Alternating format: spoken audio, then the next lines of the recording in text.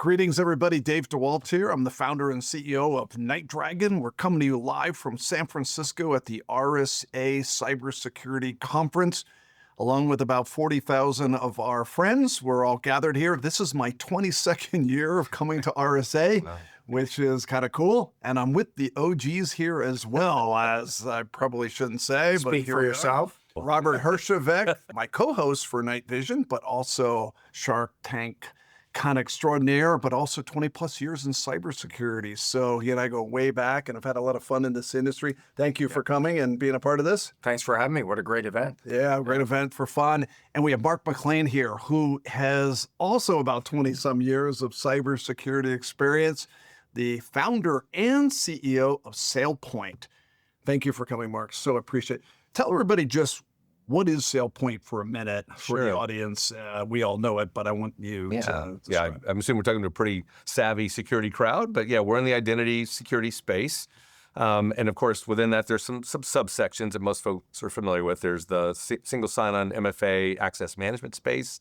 There's the privileged access space historically, and we've been kind of one of the leaders certainly in the IGA, identity governance and admin space. But as you guys know better than a lot of folks, this space has been morphing dramatically in the last few years from a focus traditionally on human identities, employees, and then the other non-employee humans like contractors and partners and all that. And then this whole agentic AI thing started. I heard of that once. Yeah, it's a thing. It's a thing, Dave. You should check it out.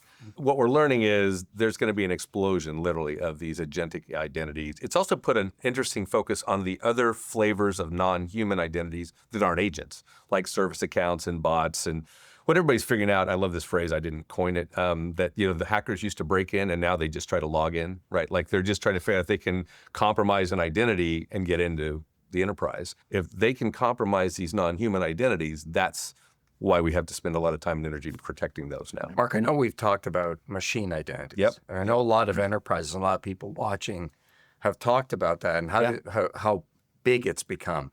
Do you think most enterprises have realized that AI is its own domain, as Dave says, and they need identities for all those agents? I think, Robert, we're at the very earliest of understanding that, very earliest stages of understanding that, because what we find when we engage with these large enterprises, we've got a pretty good connection, as you can imagine, into the traditional identity CISO security team.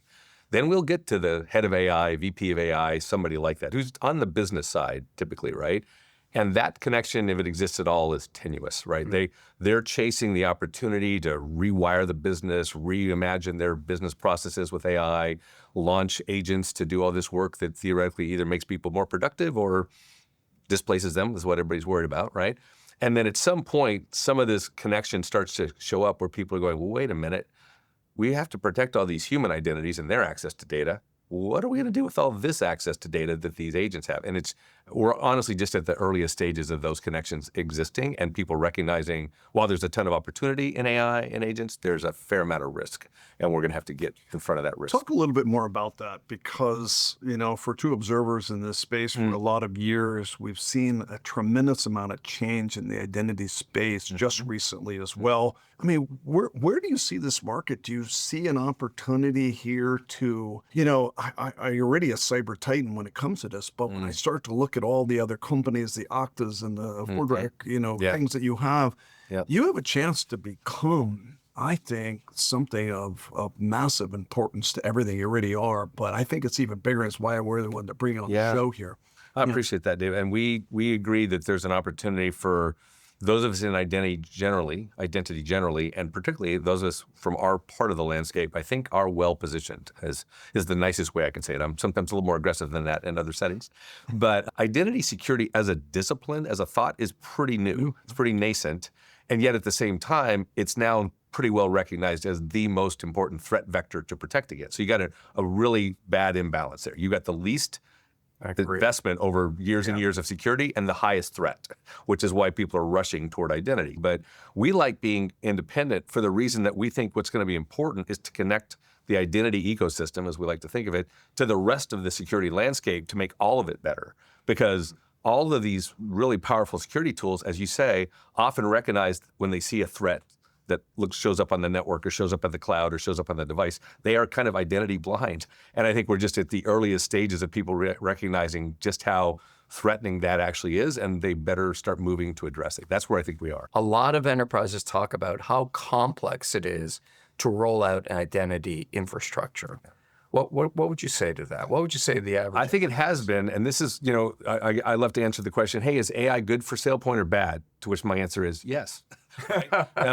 There's a goodness, obviously, which is we're going to leverage these technologies to try to get much better at what we've done. One of the things we do is we have to try to make sense of this incredibly complex, heterogeneous environment these customers live in, right? You all dealt with enterprises for years, right? You walk into a classic Fortune 1000, they have thousands of applications that range from latest, greatest SaaS that maybe somebody bought with a credit card unofficially, shadow SaaS, to literally 60-year-old COBOL still running a lot of big banks in this country. So you've got literally 60 years of technology with the identity ecosystem in those applications really arcane in some cases. Like, how do you determine who can do what in that banking system? Well, I smell an opportunity for you and all that. Yeah. Well, Mark, thank you for coming on the show. Yeah. Ladies and gentlemen, I really believe someone's going to create a system of record of identity. And if you look at history, they've created a system of record for customers like Salesforce and Siebel before it, or the employee like PeopleSoft or Workday.